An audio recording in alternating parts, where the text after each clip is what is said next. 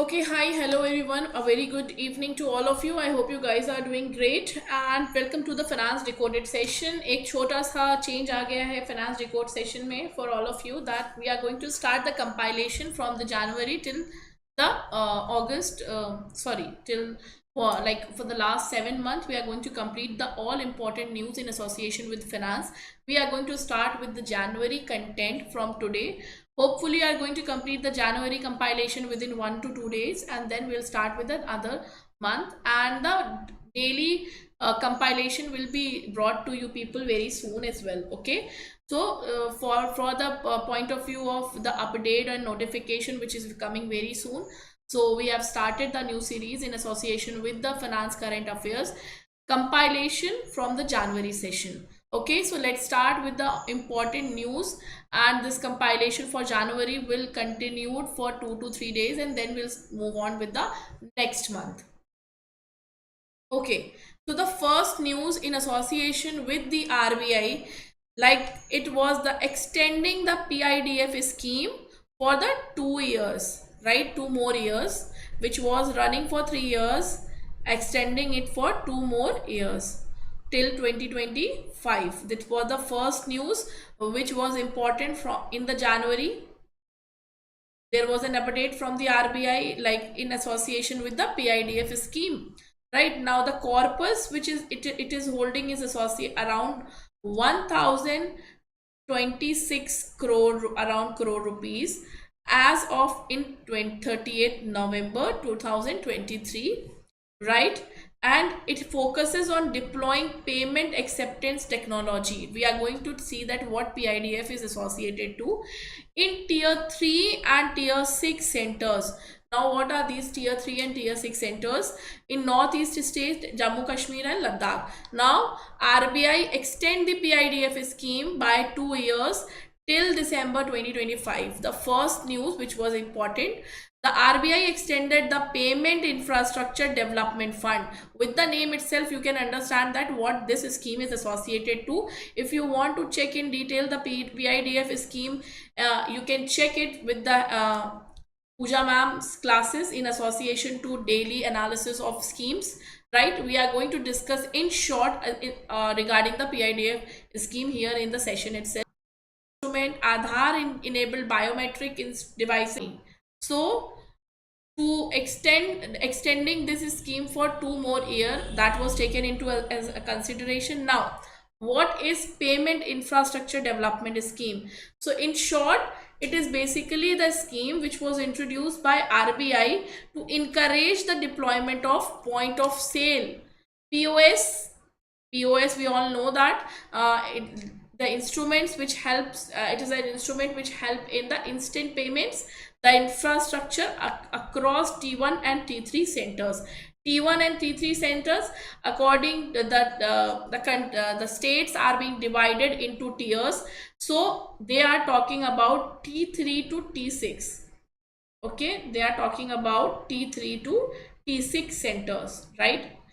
The centers, the population, the country, the states which are considered backward or not developed, not that developed. Okay, to reach them, that is the motive. And the tier 3 and tier 6 centers are being included. From here to here you can able to see that in the tier population, that what is associated to the tier 1 and tier 6 cities and towns in the country. The primary goal is to enhance the acceptance of infrastructure, digital payment infrastructure, right? Like QR codes. Yeah, QR code is also now used for digital payments, and POS is being used now to increase the use by the vendors of PM Vishwakarma scheme and PM Swanidhi scheme. Also the people, the concerning authorities, the schemes, these two schemes, all the beneficiaries of these two schemes as well included under the PIDF extension.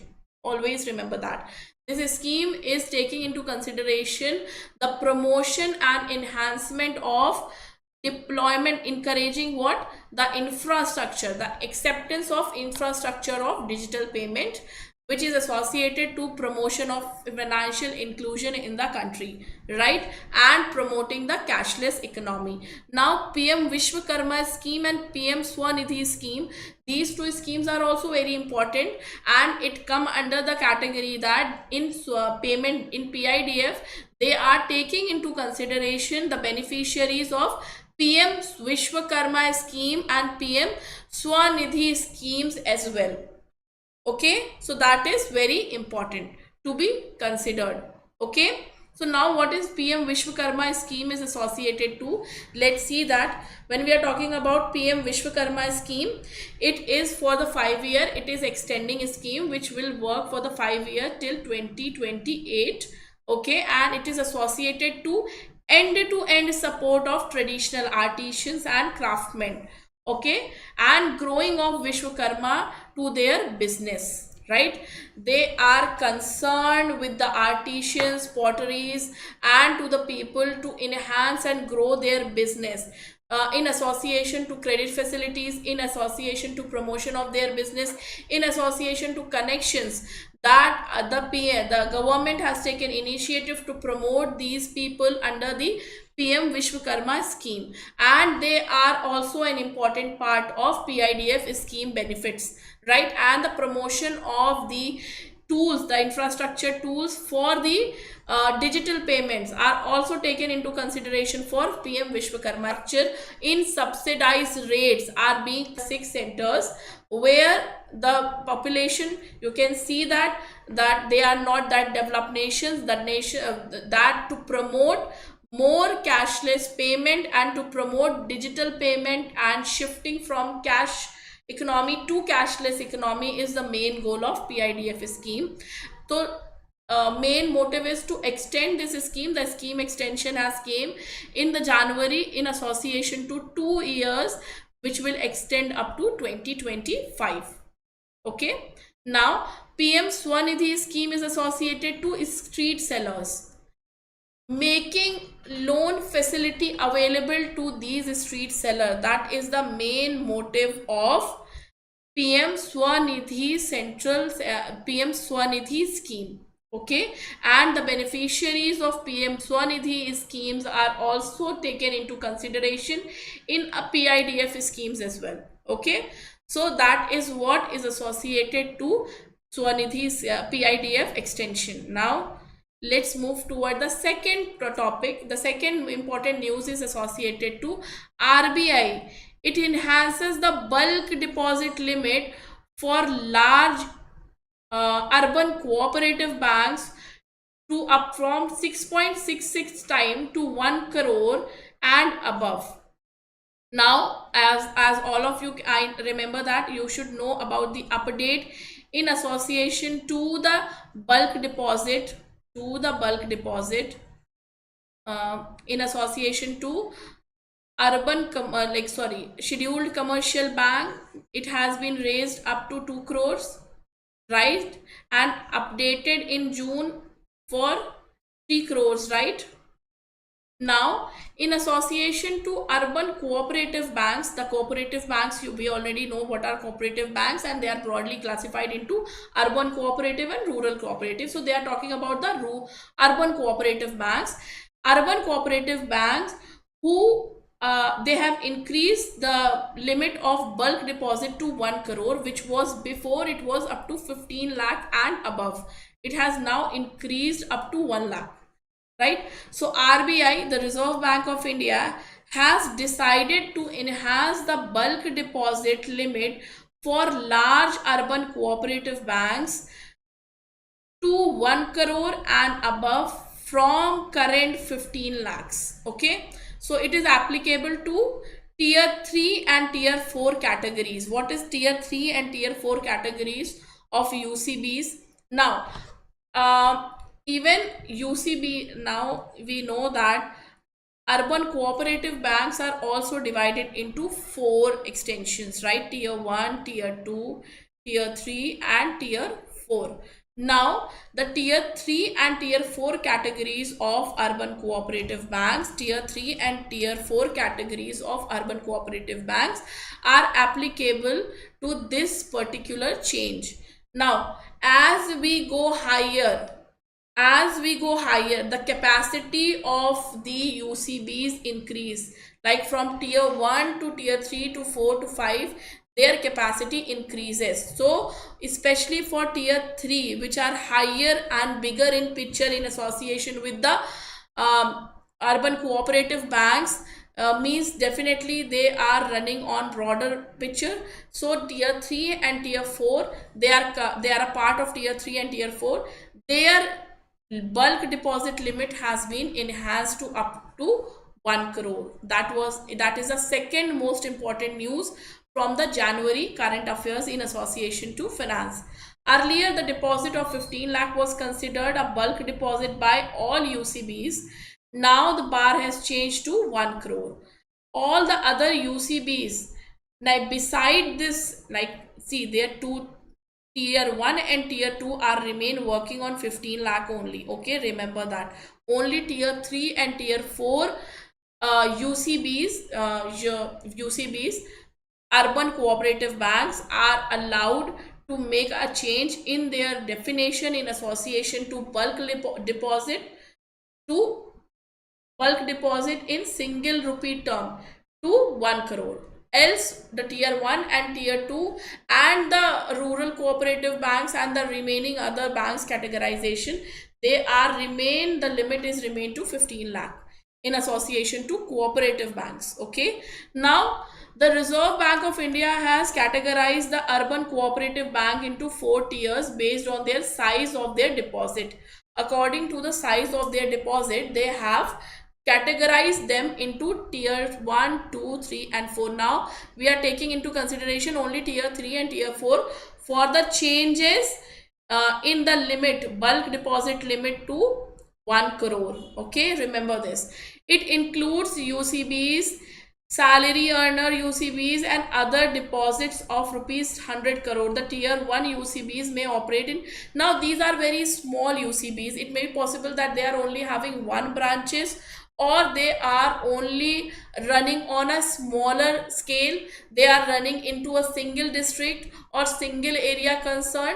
So these type of UCBs come under the category of tier 1. The second category of tier 2 includes the deposits between 100 crore to 1000 crore. Their capital or NDTL is in association to 100 crores and 1000 crore. That are the categorization of tier 2 urban cooperative banks. Tier 3 is including UCBs with deposit between 1000 to 10,000 crores. And tier 4 is including UCBs with deposit more than 10,000 crore. Now tier 3 and tier 4, the major changes in association to their definition of bulk deposit has been changed from 15 lakhs and above to 1 crore. That is the important notification which has been released by the RBI in the January. Clear? So that is an important news. You can understanding of what cooperative banks are associated to. It is an institution established on cooperative basis to deal with ordinary banking business. Now they are different from commercial banks, right? Their main intention is not to earn profit. Their main intention is to serve the member of the society. Now that is the basic definition of cooperative banks. Cooperative banks are founded by collecting funds through shares, accepting deposit and granting loans. They are cooperative credit societies where members from community group coming together to extend loan to each other at favorable terms, right? That was the initial phase of what cooperative banks were, and now they have been an advanced and more modified and now controlled and come under the surveillance of RBI as well. They are registered under the Cooperative Society Act of the state concerned or the Multi-State Cooperative Society Act. Okay, now their acts were different. Before they were not regulated by the banking regulation. They are yet not regulated by the Banking Regulation Act. They are regulated by the Cooperative Society Act or Multi-State Cooperative Society Act 2002. The cooperative banks are governed by Banking Regulations 1949. Now they are governed by the Banking Regulations 1949, Banking Laws 1955. They are broadly classified into urban and rural cooperative, and we are talking about urban cooperative banks. Now regulatories के बारे में बात करें तो RBI is the head that keep an eye on the working of cooperative banks as well. Beside them, Banking Regulation Act, banking laws are also associated with the concerning things which are happening in the cooperative banks, and the main motive of the cooperative banks is to serve the society, to serve the people, not only to earn the profit, right? So in urban cooperative bank, the definition in association to the bulk deposit has been changed. Now what is the meaning of bulk deposit and what is the term single rupee term means? Now to understand that single rupee term means that FD investor, fixed deposit investors having for example 6 crore making 3 FDs 2 crore each will mean that each FD is considered a retail deposit. Retail deposit is if that 6 crore is divided into 2 each under 3 FDs, right? Then it will be considered as retail deposit. Remember this. Now the definition of retail deposit is not changed. The definition of bulk deposit has been changed by the notification which was released by the RBI. Now what is that bulk deposit? If the whole 6 crore rupees is invested for the first for the one time, then it will be considered as a bulk deposit. Now if that will be the case, then the definition of bulk deposit has been changed now, right, in association to the bulk. The RBI defines bulk deposit as a single rupee term deposit of certain amount or above depending upon the type of bank. Okay, now scheduled commercial banks and scheduled small finance bank excluding RRBs, remember this, RRBs are not included. Regional rural banks are also somewhere or the other associated with cooperative societies, but they are not included, they are excluded. So scheduled commercial banks plus small regional rural bank single rupee term deposit is same 15 lakh and above. Now local area bank single rupee term deposit is 1 crore and above.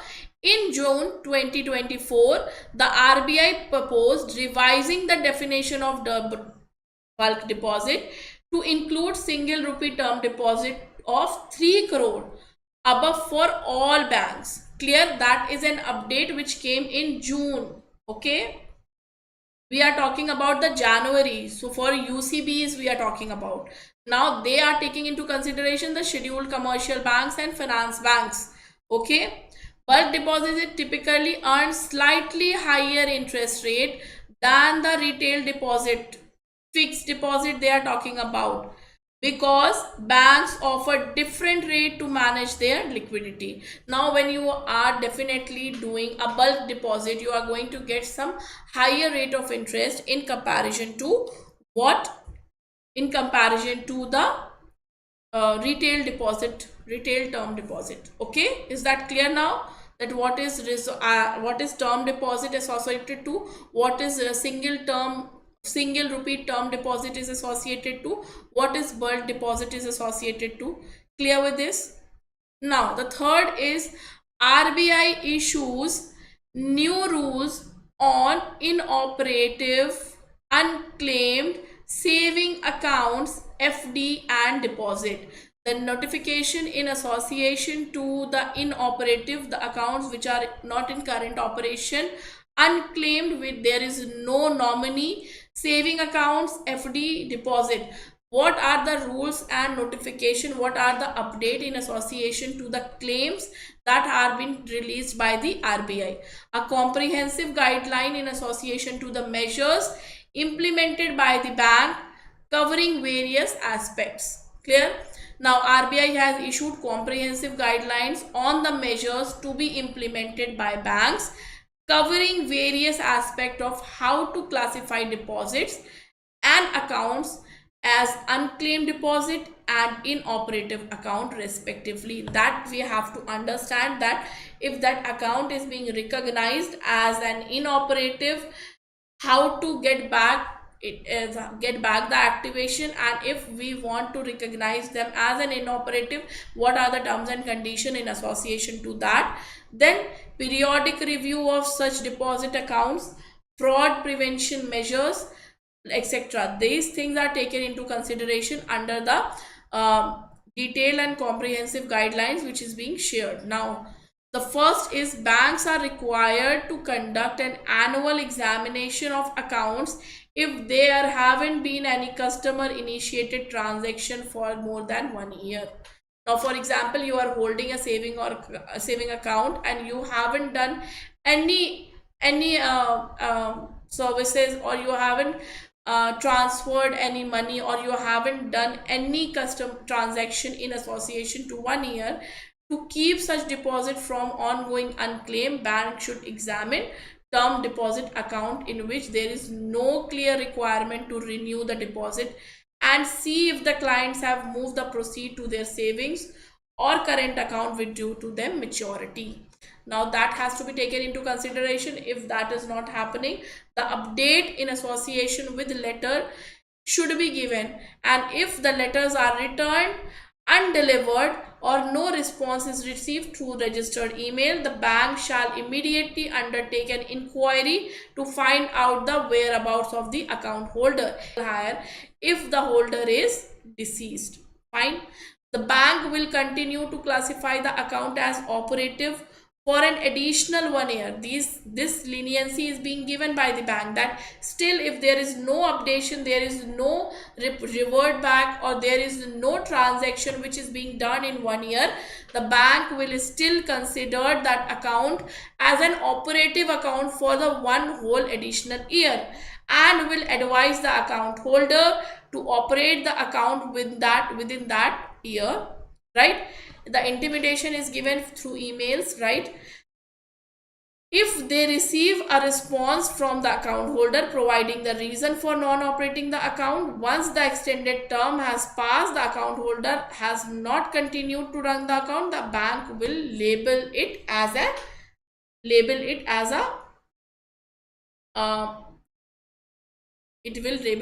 an inoperative account. Fine.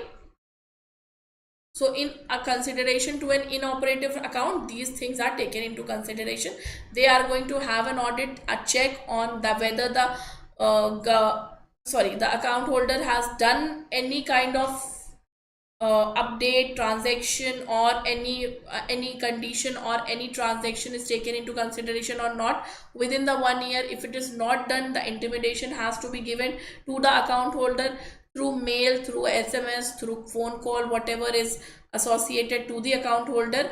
And if the revert back is not received, then they are going to connect with the account holders nominees or legal heirs if they are mentioned, if the account holder is deceased. Now, and third is, if the notification in association to considering the account as non-operative, they will consider and extend it for 1 more year as an operational account. And though the period of 1 year is not complete, and if they are going to get an update in association to that account holder, then definitely it will be continued as an operational account. And if they are not going to get any update in association to that account holder, that what is the whereabout, where is that person, then it will be continued to run the account, and it will be labeled as an inoperative bank account. Clear?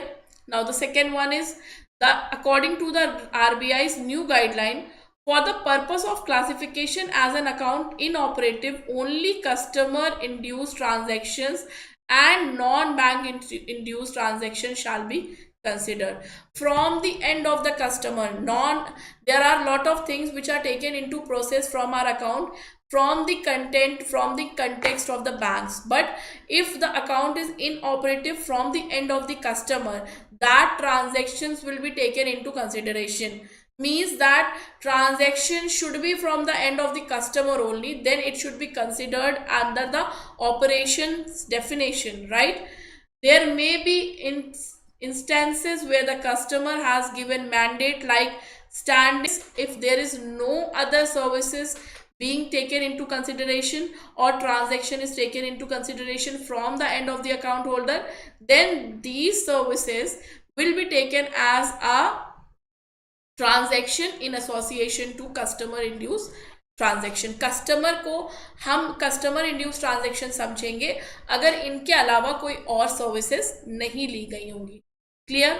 In case a customer is maintaining multiple account और deposit with the bank, all such account deposits shall be assessed individually for the purpose of classifying them as inoperative account, unclaimed deposit, as the case may be, right? If there is more than one account holded by a consumer, then definitely all the accounts are going to be assessed individually according to their terms associated, according to the conditions the banks are following, the guidelines the banks are following, not into consideration with the single whatever is the terms and condition which are taken into consideration in the individual bank. Their accounts are taken into consideration as a separate accounts, okay? And the case and it is should be classified. Before classifying them as an inoperative account, there is a process which is going to be taken into consideration in association with the multiple account holder. Now the third condition is if the account holder requests it, the bank must provide an option to update KYC. What is KYC? Know your customer, for the purpose of activating the inactive account. If the customer is asking that there is an inactive account and the update, the bank is there is no facility which can be able to take into consideration from the end of the customer, the customer has the option, the bank must give the option in association for the updation of KYC for that particular account holder. And unclaimed deposit at all branches including non-home branches via video customer identification service that the bank office offers these services. Now if there is an unclaimed deposit also there, then definitely the video identification process which is also compulsory in KYC process as well, that will be taken into consideration in association for the claim of any unclaimed deposit which is with the bank, which is in one bank or more than one bank, that should also be taken into consideration, and bank must provide this facility of updation of KYC with the inactive account or inactive account which is being holded by the account holder. Fine. Beneficiaries of state and central government programs as well as a scholarship student can create zero balance account with bank. Now that is an exemption which is being given to the beneficiaries of various schemes and the scholarship student. They can create a zero balance account. These accounts are also categorized as inoperative since they have not been used for 2 years. If continuously these accounts will not be used for two financial years, okay, 2 financial years, then definitely these accounts will also considered under the definition of inoperative by the RBI. If the email address and the cell phone number is registered with the bank will use these to get in touch with the holder of the inoperative account or unclaimed deposit via letter, mail, SMS. The SMS email will send once in every 3 months. Now if there is any inactive account, for the period of extension in every 3 months, the update call in association with from the bank will be given to the account holder in every 3 months that the account is not active, right? From initially, if they're the first 3 months that my account is not active, I will get an update from my email from my SMS or whatever it is in association with the inoperative condition of my account. Okay, so that is an update which is being compulsory by the bank, should be given to the account holders. Okay, where customer is not traceable, if there is no way to record the holder of the inactive account or unclaimed deposit, the bank will get in touch with the introducer, if any, who brought the account holder to the bank when the account was opened. Like for example, the nominee or the nominee is considered consumer in a account or unclaimed deposits. That account is very important from the banking system point of view. So there should be an update or clarification in association to that bank account holder, whether that is going to be continued or not continued. If there is any legal hire or nominee that deposit with the help of various regulations and KYCs, they can claim the amount, the unclaimed amount from the banks, right?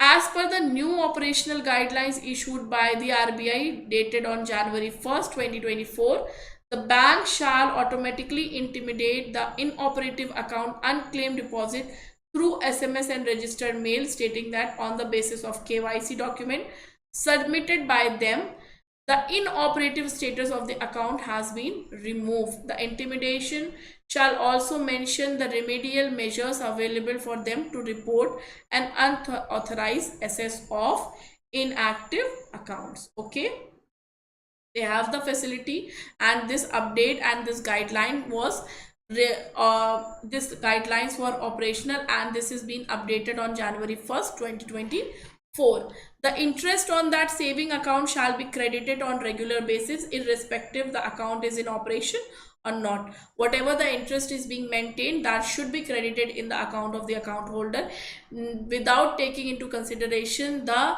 activeness or inactiveness of that account holder. If an account is deemed inoperative, right, it considered as an inoperative, the banks are not allowed to impose any penalties, right? That is, it is considered as an inoperative, and it completing the definition of inoperative which is being given by the RBI, then definitely not allowed to impose any penalties for failing to maintain the required minimum amount, right? If it is being inactive for a certain period of time, then definitely penalties are not allowed, right? And if your account is in transaction, you are using but you are not maintaining the minimum balance, then definitely you are going to get the penalty thing, right? The activating inactive account will not incur any fees. For example, there is now the RBI has taken the action, the bank has taken the action, and that account is being declared as an inactive account, and all the operation and services are being closed. If there is any claim or activation which is being done from the end of the account holder in association for the activation of account, that can be allowed, and that can be done from the end of the bank without it will not incur any fees. It will not without charging of any new fees in association with the activation of account. So these are the detailed notification and comprehensive guidelines which is being shared by RBI in association to inoperative unclaimed saving accounts, FD, and unclaimed deposits, right? Very important. You are going to get a lot of questions. You can get direct lot of questions from this particular topic. Okay, now the last one is RBI issues directions on internal ombudsman rule for banks and NBFCs, right? Internal ombudsman is association to the, what is internal ombudsman and what are the notification in association with the directions given in the master direction which was released in the January. Okay, in the January, what are the master directions? That on the internal ombudsman norms for banks and big NBFCs to harmonize the instruction applicable to various regulated entities on the internal ombudsman mechanism, right? Whatever being the rules, regulations, and regulation in association to the internal ombudsman, banks and big NBFCs should harmonize their regulations. It should be single regulation, not different type of regulation which is being followed in banks and NBFCs, right? And this is done to further strengthen the ombudsman, internal ombudsman mechanism in the internal to further giving its a more strength. Second is bring uniformity in matters such as timeline for the escalation of complaints. Right, so that is why there should be an harmony, there should be singleness, there should be one rule that should be taken into consideration from the end of the NBFCs and banks. Right, there should be no different regulations in association to IOs. Okay, now because it will help in more transparency in getting the response more immediate, getting the things or the matters solved immediately. Right, to further strengthen it, to bring uniformity, exclusion from escalating complaint to the IOs. Right, it can exclude the escalation. Now escalation can be not can be like removed. Minimum qualification of appointing IOs, like all the terms and conditions, rules, rights, all the things in consideration of the internal ombudsman are being taken into consideration and mentioned in the direction. Now it will apply to whom? It will apply to NBFCs for deposits. Who the NBFCs are classified, right? NBFCs, non-banking financial institutions, are divided into two categories, right? Deposit taking and non-deposit taking, because that is a very important feature of NBFCs, that all NBFCs are not allowed to take deposits. Right, so for deposit taking NBFCs, 10 or more branches, they are big NBFCs which are having more than 10 branches.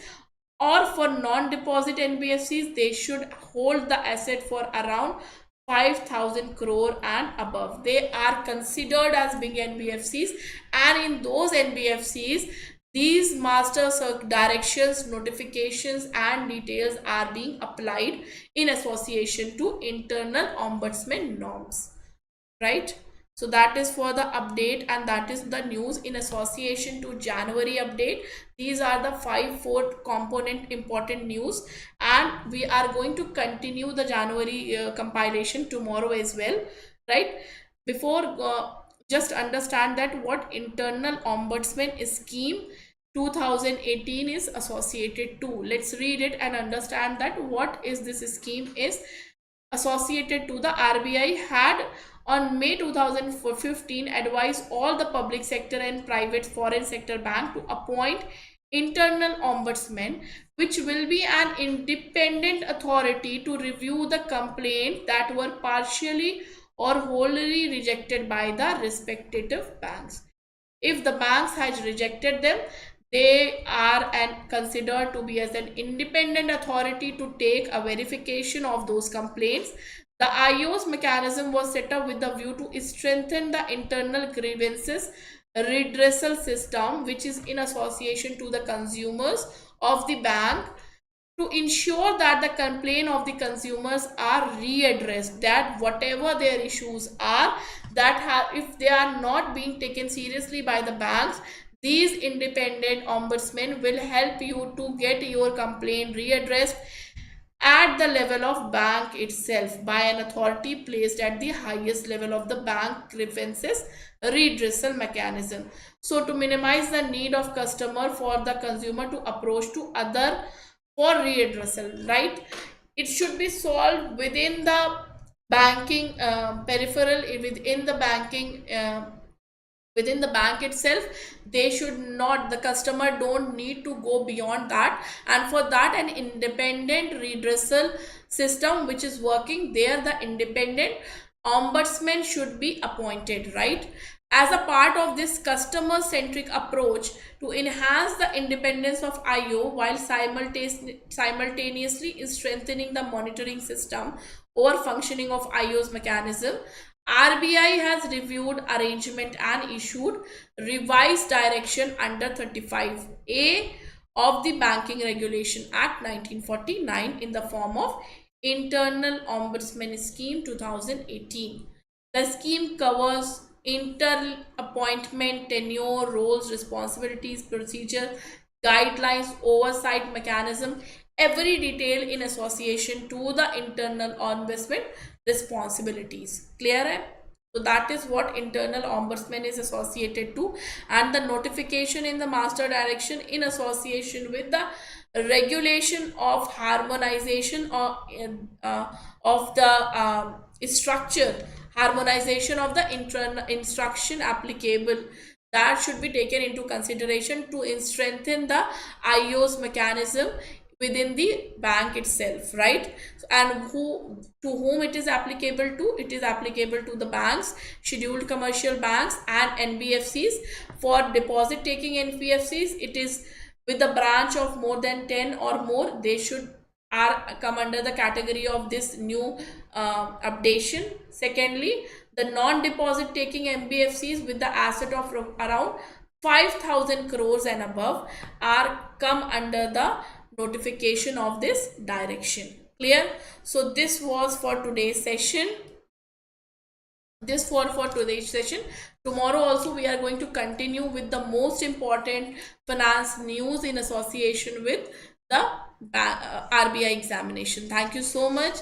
See you guys in the next session tomorrow. Bye bye.